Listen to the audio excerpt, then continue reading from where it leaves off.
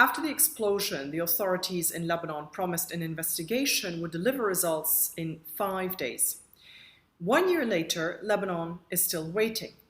The authorities have stonewalled, politicians have protected each other, judges have found themselves removed from the investigation under political pressure, and requests for the lifting of immunity on members of parliament and officials so that they can be interrogated have been denied.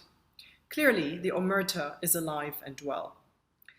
Just this week, Human Rights Watch issued a very thorough report, frankly much better than anything we've seen from any investigation so far.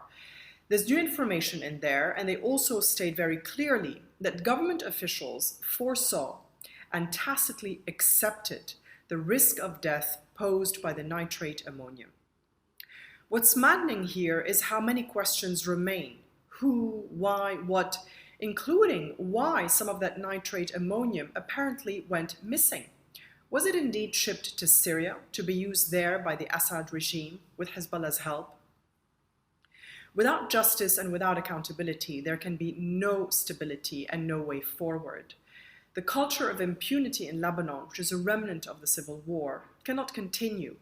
So many Lebanese are now looking for avenues of justice outside of Lebanon, in courts in the UK, in France, or in Switzerland, or through the UN Human Rights Council. To be honest, Beirut has not recovered, not really. In the absence of any state-led effort to clean up and rebuild, the people did it themselves with a lot of outside help, including from the Lebanese diaspora. But civil society cannot do everything. It cannot replace the work of a government. So people patched things up. They repaired windows. They slapped on a band-aid. They added some flowers in a vase. But the city is wounded, and the country is reeling from an economic crisis that started in 2019 and is getting worse every day. And on top of that, of course, there's the pandemic. So now Lebanon is facing petrol and medication shortages, drastic power outages. The Lebanese currency has devalued by 90%. Inflation is through the roof. Poverty is spreading across the population. Lebanon went from being, let's say, Greece or southern Italy to being Venezuela in just 2 years. And it's this whiplash that is so difficult to handle for so many. The loss of human capital to immigration is also massive. And just like with the blast, everyone in power knew.